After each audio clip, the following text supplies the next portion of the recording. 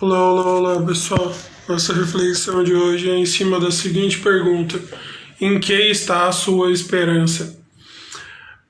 No capítulo 5 de Romanos, em poucas palavras, nos versículos de hoje, ele diz assim: não só isso, mas também nos gloriamos na tribulação, porque a tribulação produz perseverança. A perseverança é um caráter aprovado, e o caráter aprovado é a esperança. A esperança que está em Cristo por meio do Espírito Santo que Deus nos concedeu. E aí surgem algumas perguntas. O que tem confortado o nosso coração em momentos complicados, em momentos de tribulação? Porque é comum quando a gente está em momentos complicados em nossas vidas e encontramos um amigo, aí costumamos dizer muitas vezes: nossa, estou vivendo aí uma tribulação, um perrengue, né? Isso aí é normal, a gente passa por momentos bem complicados na vida. Mas quando tudo tá bem, né? Ou aliás, quando tudo tá do jeito que a gente acha que tem que estar, a gente é todo sorrisos, a gente, nossa, faz tudo, faz planos, mas e quando tudo não tá legal? E quando tudo parece estar contrário do que a gente planejou? E quando tudo que a gente planejou, porque considerava que era o suprassumo da felicidade,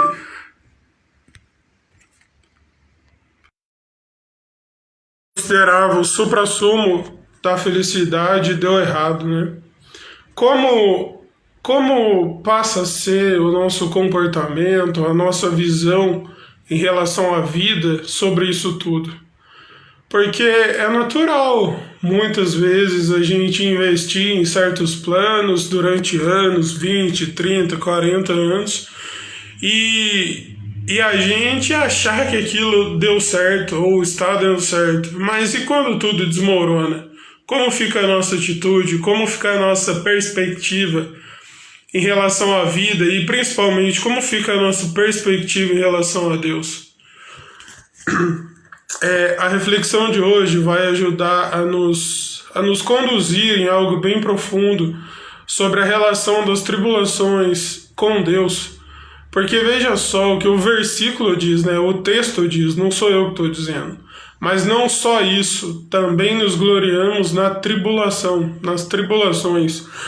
Só que aqui tem uma chave importante. Quando o versículo fala, mas não só isso, ele está se referindo aos dois versículos acima dele, e eu peguei dessa forma de propósito. Porque no primeiro versículo desse capítulo, ele fala assim, que nós podemos ter paz com Deus por meio de Cristo. Ou seja, por meio do que Jesus fez por nós na cruz. É por essa razão, que nós devemos nos gloriar na tribulação. Porque a maior tribulação Cristo já passou por nós. Ele tomou todas as nossas enfermidades, todas as nossas dores e, acima de tudo, todos os nossos pecados foram imputados nele naquela cruz. Ele nos livrou da ira de Deus porque nós abraçamos nossos pecados e escolhemos ficar longe de Deus.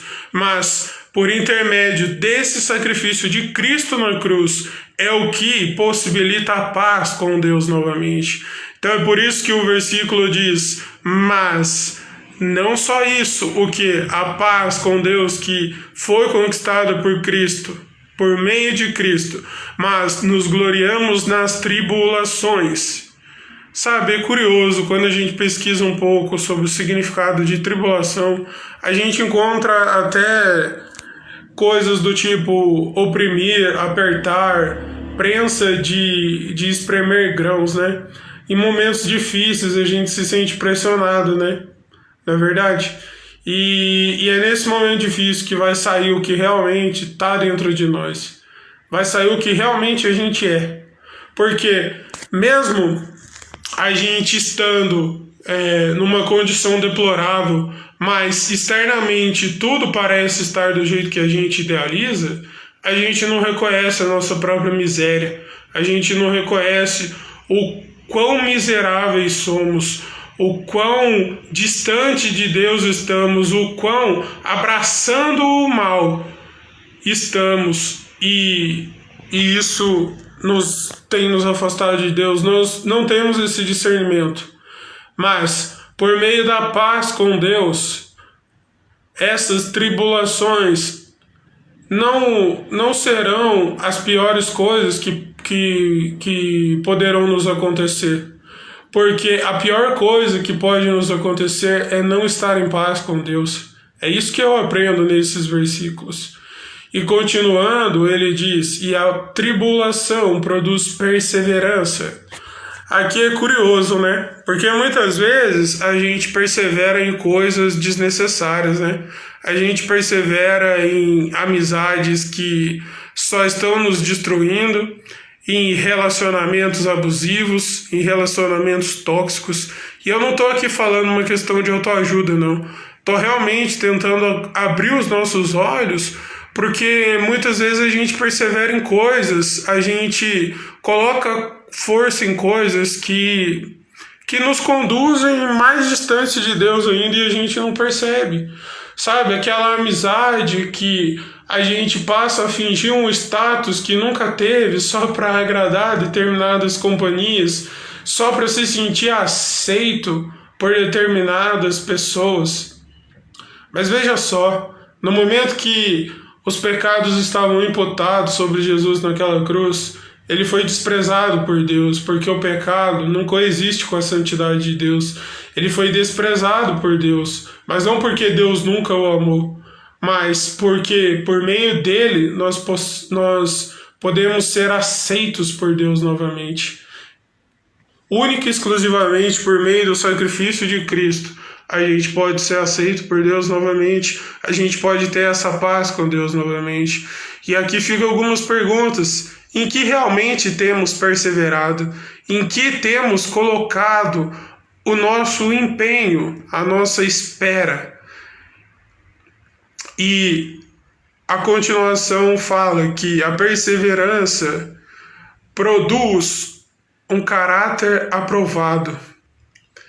Será que realmente temos levado em conta que o nosso caráter é a única coisa que realmente temos nessa vida? Não importa quantas coisas materiais a gente possa conquistar nessa vida, mas veja só,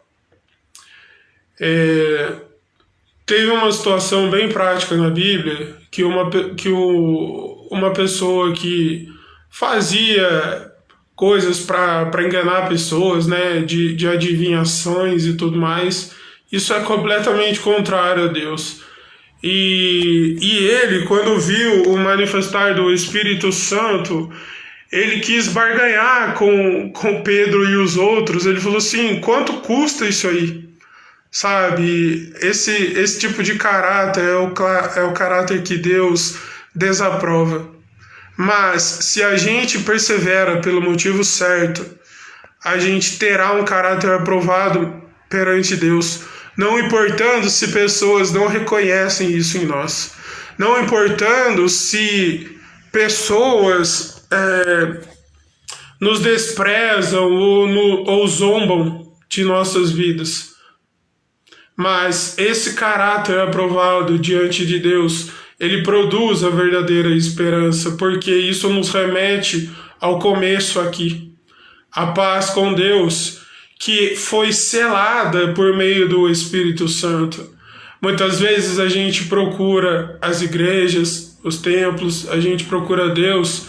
Quando ouve falar desse Espírito Santo, Deus dá o Espírito Santo, e por meio disso a gente faz coisas grandiosas e tudo mais. E mais uma vez a gente se deixa levar por coisas desnecessárias, por ganância espiritual. Mas veja só, é a miséria espiritual que nos faz nos prostrarmos diante de Deus e reconhecer: olha, Deus, eu posso ter tudo na minha vida, mas se eu não tenho paz com o Senhor, do que adianta tantas conquistas?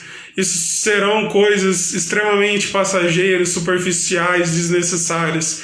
Se a verdadeira riqueza, que é o seu Espírito Santo, que é a sua presença no meu coração, eu não vou ter.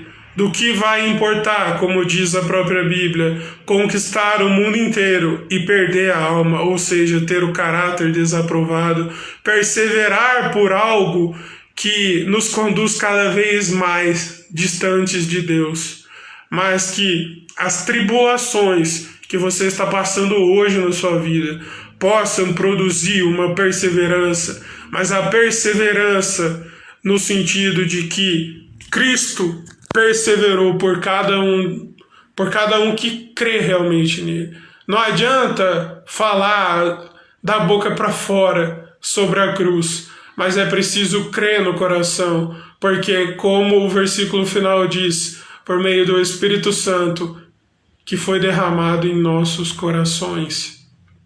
Que você possa responder algumas perguntas finais para você mesmo hoje, para você mesma hoje. O que eu preciso deixar para trás que está roubando a paz que nunca deveria ser roubada para eu ter com Deus? E isso nunca ser perdido novamente. Sabe? Se você ficar pensando aí, mas tudo bem, eu já entendi que eu estou numa vida de pecado, mas como é que eu faço? Se eu for pedir perdão a Deus, Ele vai me pulverizar, Ele vai me castigar? Não. Se o seu arrependimento for genuíno, essa paz virá automaticamente no seu coração.